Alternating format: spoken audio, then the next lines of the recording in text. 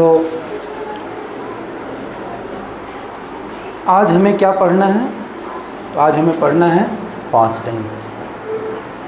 Past tense का मतलब होता है भूतकाल, है ना। पास्ट टेंस का मतलब क्या होता है?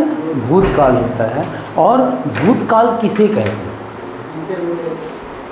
भूत मतलब होता है कि हम भूत का मतलब यह समझते हैं कि जब आदमी डेथ कर जाता है तो हो सकता है कि वो भूत बन जाए, यानी कि वो गुजर गया, है ना।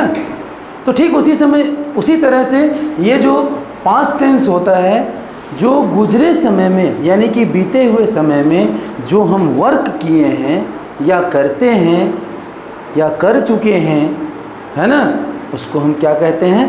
पास्ट टेंस कहते हैं, भूतकाल कहते हैं, है ना। तो बीते हुए समय में हुए कार्य को हम क्या कहते हैं? पास्ट टेंस कहते हैं। मैंने खाया था, मैंने खाया था,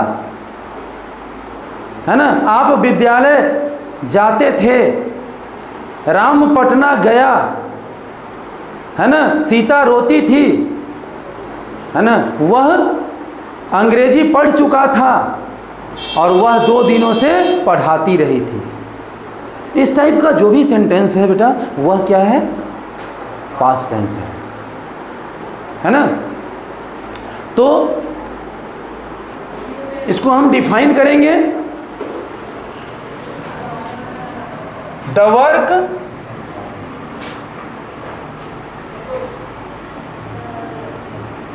which is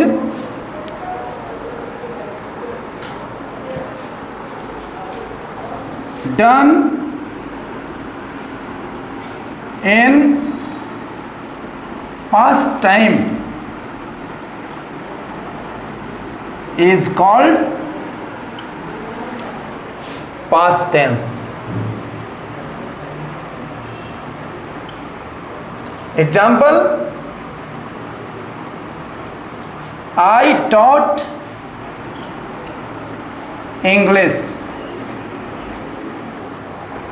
I taught English. She was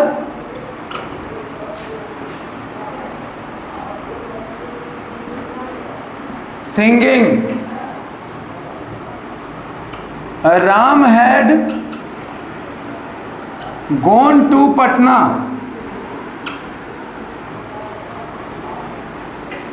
My mother had been cooking. Okay, ये सभी पास्ट टेंस है। अब प्रश्न ये उठता है कि how many kinds of past tense, मतलब कि पास्ट टेंस के कितने भेद होते हैं? तो there are 4 kinds of past tense. Past simple past tense और past indefinite tense, past continuous tense और पास्ट इम्परफेक्ट टेंस। थर्ड है पास्ट परफेक्ट टेंस और उसके बाद है पास्ट परफेक्ट कंटिन्यूअस टेंस। ठीक है, तो हम लिखेंगे कि there are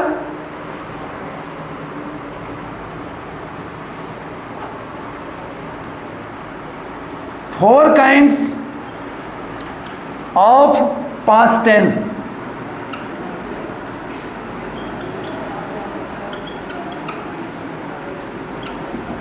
They are, first है सिंपल पास्ट टेंस और पास्ट इंडेफिनिट टेंस।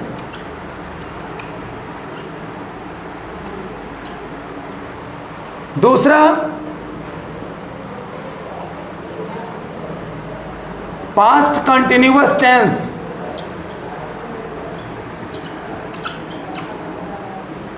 और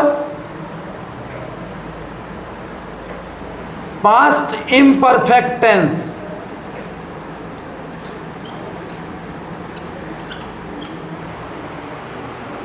और तीसरा है past perfect tense and 4 past perfect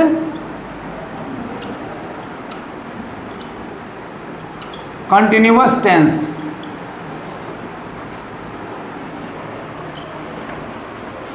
simple past tense. Simple past tense किसे कहते हैं?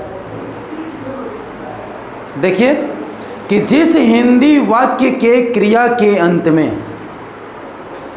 ता था, ते थे, ती थी अथवा या, ये और यी इत्यादि रहे, उसे हम क्या कहते हैं? सिंपल पास्ट टेंस कहते हैं।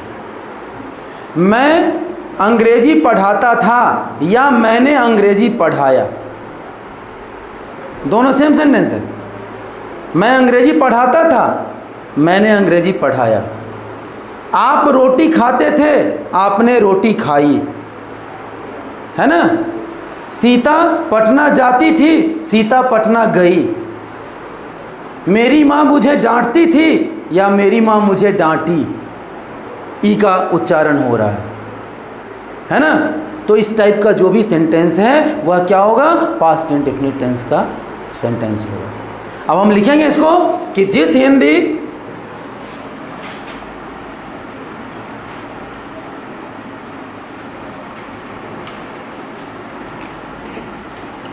वाक्य के क्रिया के अंत में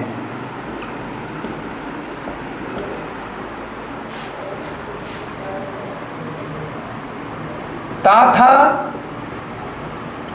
ते थे, ती थी अथवा या, ये, यी इत्यादि रहे, सिंपल पास्ट टेंस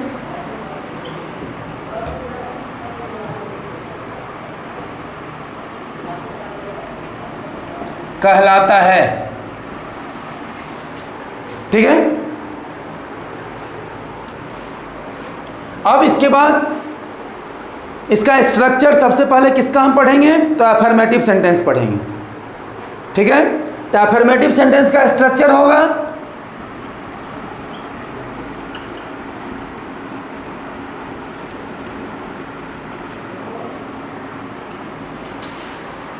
सब्जेक्ट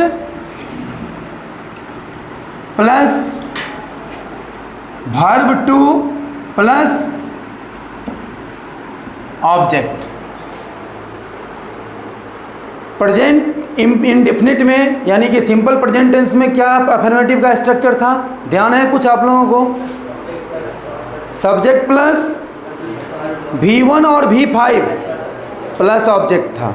यानी कि उसमें सब्जेक्ट के साथ वर्ब का पहला या पांचवा रूप का प्रयोग किए थे और फिर ऑब्जेक्ट का प्रयोग हुआ था। यहाँ केवल वर्ब का कौन सा रूप का प्रयोग होगा? तो केवल दूसरे रूप का प्रयोग होगा, यानी कि V2 का प्रयोग होगा। ओके। वर्ब फॉर्म याद है? अब इसमें वर्ब फॉर्म का उपयोग होगा, आपसे पूछेंगे और नहीं बताइएगा तो फिर समझ ही रहे हैं, है ना। अब एग्जाम्पल, ये ध्यान है ना कि सब्जेक्ट किसे कहते हैं, वर्ब किसे कहते हैं और ऑब्जेक्ट किसे कहते हैं। सब्जेक्ट का मतलब क्या होता है? कर्ता, जो काम को करता है उसको हम सब्जेक्ट कहते हैं। और वर्ब किसे कहते हैं? काम को, जिस शब्द के द्वारा किसी काम को करने या होने का बोध होता है उसे हम वर्ब कहते हैं। यानी कि a verb is the word which shows an action, state और possession। ठीक है। और ऑब्जेक्ट किसे कहते हैं? हाँ, मतलब कि सब्जेक्ट जो काम करता है और उस काम का प्रभाव जिस शब्द पर पड़े वही ऑब्जेक्ट होता है ना। एग्जाम्पल, मैं अंग्रेजी पढ़ाता था। मैं अंग्रेजी पढ़ाता था। बाबू आप खड़े हो, इसमें सब्जेक्ट क्या होगा? मैं सब्जेक्ट होगा। वर्ब पढ़ाना वर्ब है। ऑब्जेक्ट क्या होगा? अंग्रेजी ऑब्जेक्ट होगा। हाँ, क्या होगा? I taught English.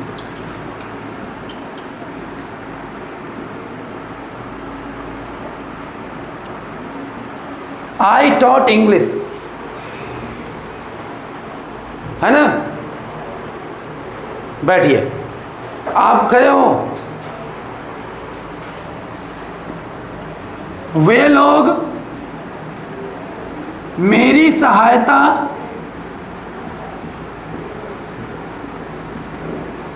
करते थे। वे लोग मेरी सहायता करते थे। सब्जेक्ट क्या होगा? वे लोग सब्जेक्ट, वर्ब सहायता करना। सहायता करना क्या है? वर्ब है। और ऑब्जेक्ट क्या होगा? मेरी। ट्रांसलेशन क्या होगा इसका? दे helped me. Very good. Sit down. आप बोलेंगे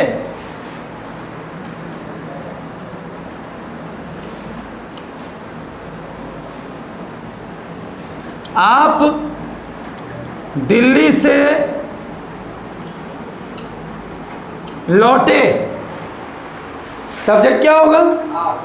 आप, वर्ब लौटना, और ऑब्जेक्ट दिल्ली से। हाँ, क्या होगा? You returned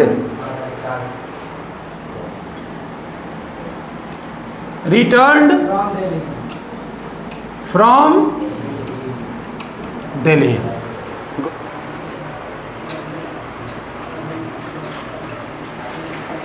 negative sentence.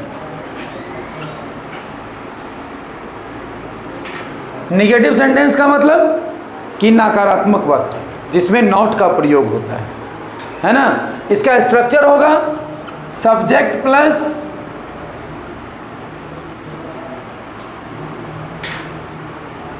Did plus not plus V1 plus object. अब यहाँ पर हम क्या देख रहे हैं कि सब्जेक्ट के साथ डिड का प्रयोग जब हो रहा है और नॉट का प्रयोग हो रहा है तो वर्ब V2 से V2 ना लिख करके V1 का प्रयोग हम कर रहे हैं।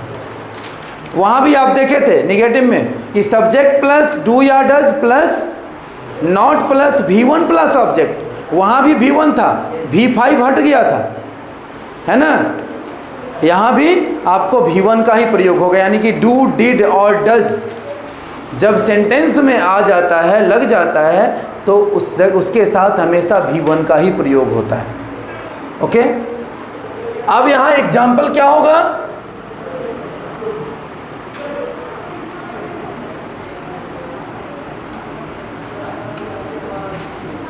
लड़कियां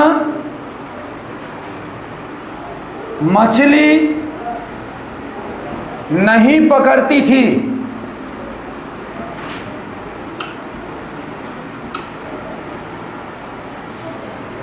लड़कियां मछली नहीं पकड़ती थी। सब्जेक्ट क्या होगा बाबू? लड़कियां सब्जेक्ट होगा, वर्ब क्या होगा? पकड़ना वर्ब, और ऑब्जेक्ट मछली। बनाइए तो the girls did not catch the fishes। ठीक है? Sit down.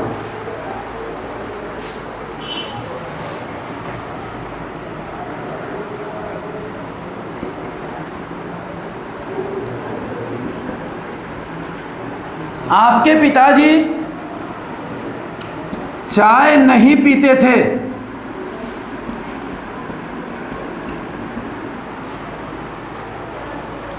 सब्जेक्ट बेटा? आपके पिताजी सब्जेक्ट, वर्ब पीना वर्ब और ऑब्जेक्ट क्या होगा? चाय। क्या होगा? Your father did not.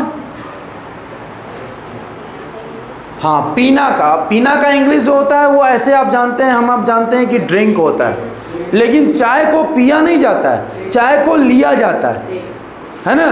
तो चाय पीने में हमेशा आप टेक का प्रयोग करेंगे, है ना। तो क्या होगा? Your father did not take T.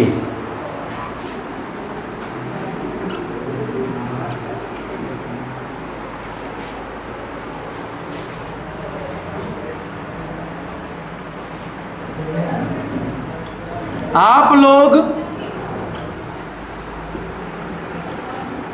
गीत नहीं गाए। सब्जेक्ट आप लोग, सब्जेक्ट वर्ब गाना वर्ब ऑब्जेक्ट गीत। क्या होगा? You did not sing a song.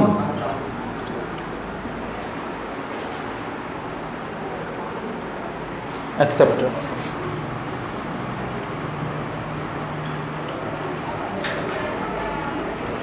Interrogative sentence.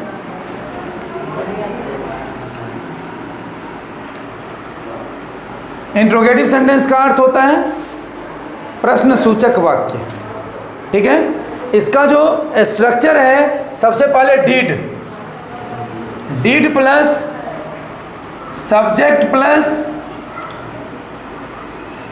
Verb 1 plus object plus question mark. यहां पे क्वेश्चन मार्क आ जाएगा। ठीक है, एग्जाम्पल, क्या हमने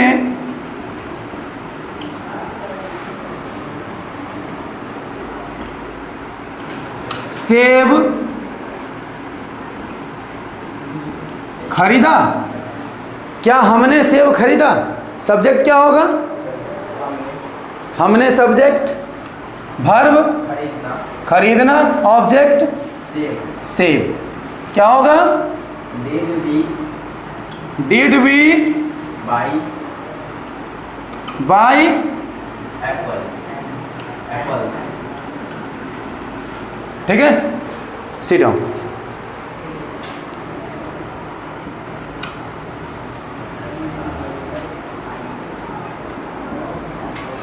क्या आपकी बहन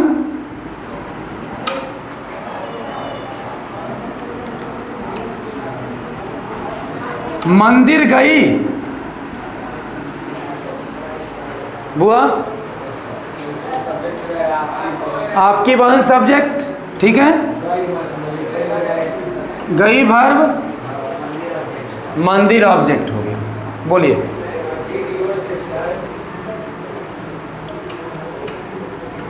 डिड योर सिस्टर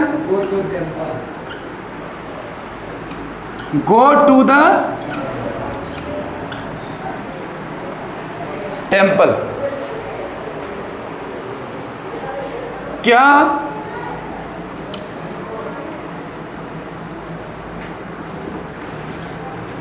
डाकिया पत्र बांटता था? सब्जेक्ट डाकिया, सब्जेक्ट वर्ब बांटना, ऑब्जेक्ट पत्र। क्या होगा? Did the postman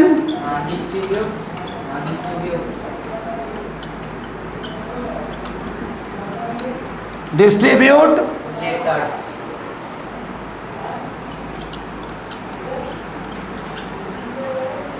Sit down.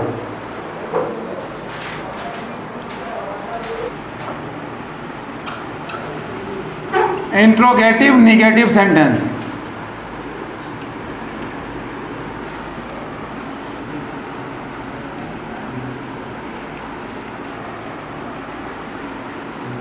Interrogative negative sentence का स्ट्रक्चर है, सबसे पहले did plus subject plus not plus V1 plus object plus question mark, और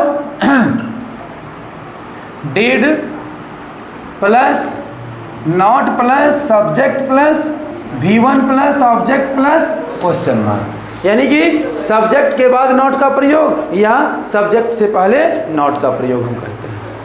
एग्जाम्पल क्या हो जाएगा? क्या वे लोग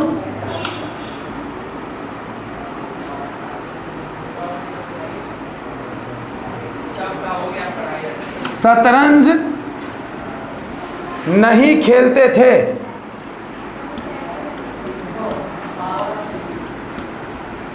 क्या वे लोग शतरंज नहीं खेलते थे? सब्जेक्ट क्या होगा?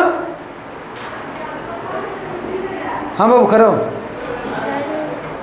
हाँ, वे लोग सब्जेक्ट हो गया। वर्ब क्या होगा? खेलना वर्ब होगा। ऑब्जेक्ट शतरंज। Very good. अब क्या होगा? Did they did they not play शतरंज का इंग्लिश चेस। हाँ, चेस भी कर सकते हैं, ठीक ना। अब क्या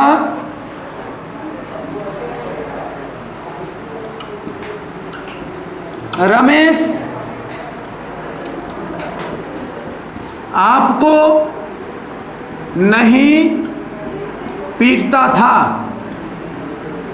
क्या रमेश आपको नहीं पीटता था? सब्जेक्ट रमेश, वर्ब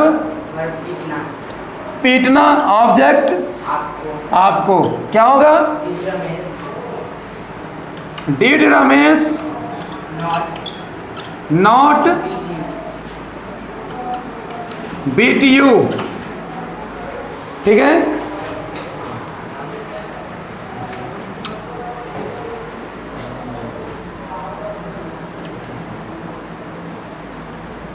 क्या आपके पड़ोसी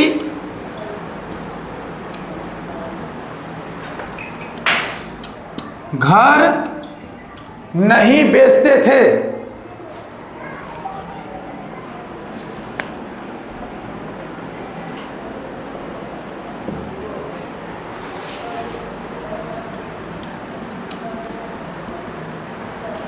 क्या आपके पड़ोसी घर नहीं बेचते थे? सब्जेक्ट आपके पड़ोसी, वर्ब क्या होगा?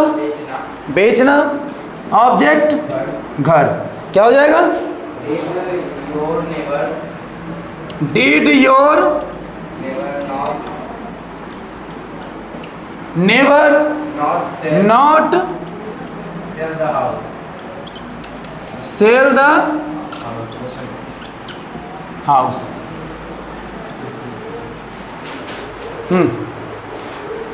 एक मिनट। तो कोई दिक्कत इतना में? 4 स्ट्रक्चर जो आपने पढ़ा, इसमें कोई प्रॉब्लम नहीं ना? ठीक है, ओके। तो फिर अगले क्लास में ये दोनों समाप्त करेंगे।